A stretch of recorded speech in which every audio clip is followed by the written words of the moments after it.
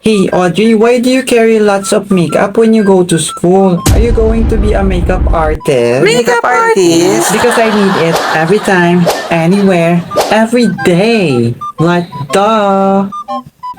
Wow, sana all. Bakit lots yon with S. Sana all with S. Kasi bet ko lang, konti pa nga to eh. I have a lot of set in our house. It's like $1 million for each one. Ano? $1 million per each one? Ano bang makeup yan? Ginto? Kami rin. Meron kaming set A to set C. Ay, te, iba yatang set yon. Di ba bang set yun? Kala ko magkaparehas lang. I have a lot of set of books, novel, etc. that will help me to be top 1. Sinong nagtanong, te? Okay. Ako rin may set kaya rin ako. Set pair and set down. Ha. Very funny, Sky. Pwede ba yun? Parang hindi naman yata set yun. Pero ako, mas marami yung set ko sa inyong lahat. Pwede nga. Talaga? Anong set naman yun? Setable? Patawa ka, Luna.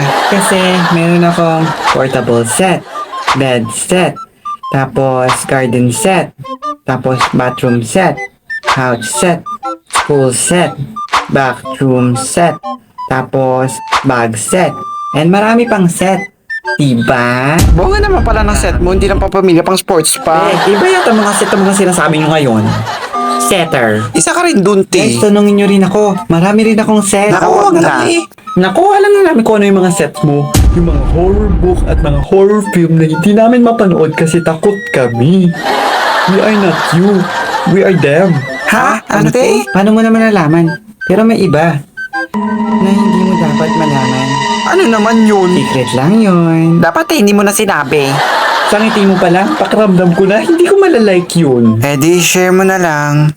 Bakit mo ilalike? Dapat i-heart mo para may puso. Opa. Koreano ka ba? Gusto mo ibigay ko yung puso mo kay Raven, pakuloan ko at gawin ko adobo? La, bakit ko naman ibibigay? Hindi ko naman siya gusto. Paladisyon ka, te. Nagkakaintindihan ba tayo? Hey, Pinky, kamusta pala yung pagpunta mo sa bahay namin kagahapon?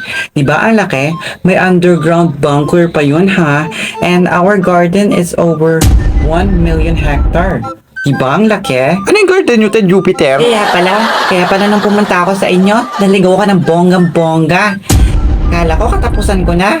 Buti na lang nakita ko ng guard nyo. And you're lucky because you're still alive, Kami, no? may underground bunkering kami. Kaya lang, dun pupunta yung mga dumi namin. Ew, At yung garden namin, kasing laki lang ng kulungan ng aso.